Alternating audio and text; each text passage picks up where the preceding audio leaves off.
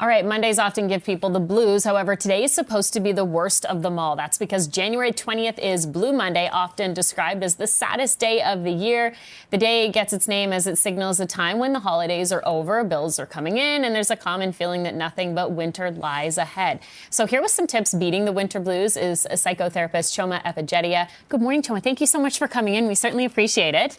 How often do you think people experience this kind of sadder, lower feeling mid-January when, things are just starting to settle down a bit and it feels like we've got a long winter ahead of us? I think it's quite common. I hire a lot of clients that I have come in and start saying, I feel really down, the holiday shift, it's been a long time since the holiday. There's a lot of pressures around this time, not enough sun, so it's quite common. Mm-hmm. And it feels like it's going from, there's the sprint to the holidays. You're getting all those, it feels like time's going really fast. And then this becomes the marathon. Sometimes you got to step back and you're looking ahead and we don't really warm up until April. Do we have to change that mindset to go, okay, we're step by step. Maybe we'll do something to feel good today, but maybe a plan is in order? Oh, yeah. So honestly, one of the things that I always recommend, especially when I'm working with my clients, is really building out a winter wellness plan or a routine. And that really looks like prioritizing self-care. And maybe like you want to do short walks within the day. Maybe it's even taking a dance break if it's hard to get outside. Maybe it's something of making sure you're getting some light therapy, because that's also something that's really common around this time of year. And that's really going to help improve your mood and boost some of your energy. On light therapy, how much of a difference can that make? Because we are into the darker days, we're not sometimes getting as much sunlight as we'd like to. How often do you see that where people really feel that depression kind of set in as a result of the change?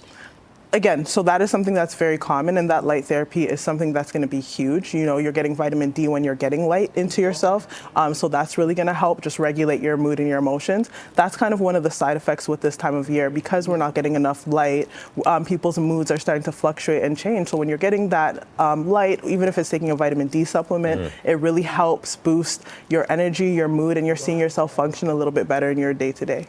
Yeah, the sleepiness, the blahs. I like this plan that you're talking about creating, and I guess it can extend over days and months, but it can also be just the day. You kind of have a morning ritual. Talk a little bit about that. Yes. So one of the things is you can create a morning happy routine or practice. And really the way how I like to look at it is, even if it's just having a curated playlist of music that is uplifting, that's something that's important. Stretching and moving your body. And again, it doesn't have to be something overly complicated, just something really simple that really helps, again, increase your mood, decrease some of that stress, and just help you kind of set a great intention for the day. We were all talking about this morning because we're talking to our viewers, a Saturday, I guess you could say, or you might start to feel the effects. And exercise just seems to be so helpful, doing something like taking that 5 or 10 minute break and maybe even just going around the block, right? Exactly, yeah. Exactly. Now, journaling is another thing I know is one of your points of measure.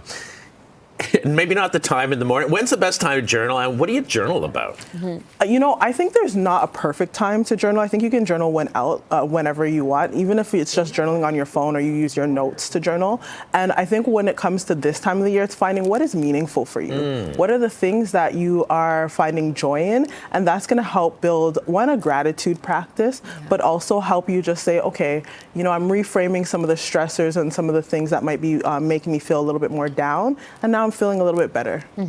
We're actually going to look at some of our viewer responses because we've been asking our viewers, how do you feel and how do you beat the winter blues? So let's see what some of our viewers have been sharing with us this morning. Ashley writes in saying, we booked a trip to go to Cuba this Thursday. Oh, I'm jealous, Ashley. Bye-bye winter blues. Sometimes having something like that to look forward to can make a big difference, right? Absolutely. I think even just taking a vacation, taking a break, I always say rest practices are really important. And I think that's a great example of building in rest practices or utilizing some of your vacation days that you have to say, I'm going to take a break to somewhere hot and get some more sun. Then you got to figure out coming back from vacation how not to fall back into the blues. It does keep you charged for a while. There's another one from Drinda. Drinda says, I am definitely a summer girl, but I do not let the winter get me down. I actually like Mondays.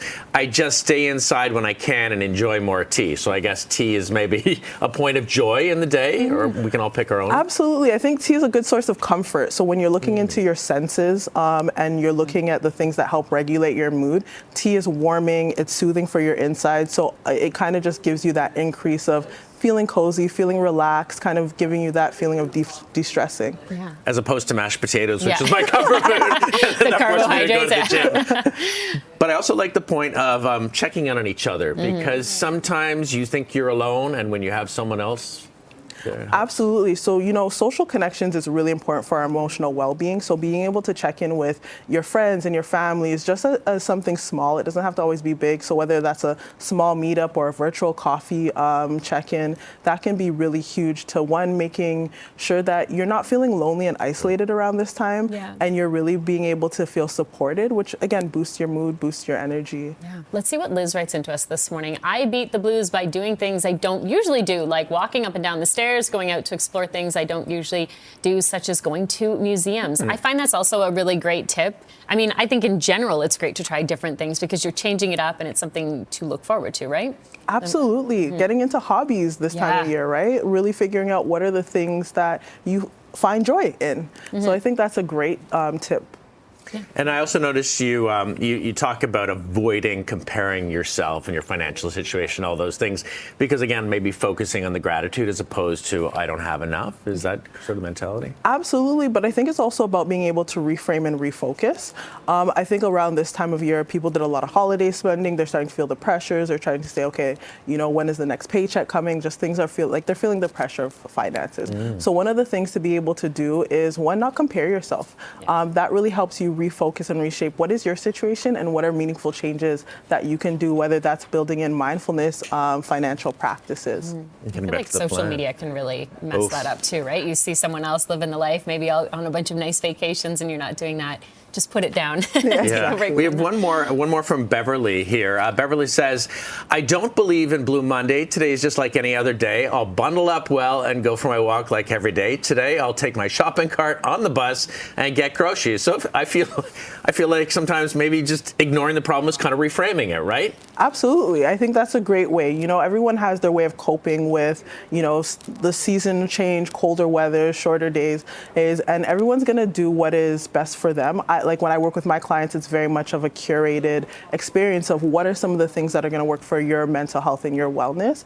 And sometimes for people, it's, I'm just going to reframe it and just kind of do my day-to-day routine. And those are the things that people find joy in. Well, thank you for checking in on us and giving these tips. How can we find out more? Or do you have socials? Yeah, so I can be found at innercompass _wellbeing on Instagram and on TikTok. I feel better already. Yeah, thank you so much for having this important conversation. Absolutely. Well, I'm trying to reframe this positively, but it's darn cold outside. So, bundle up and enjoy the day.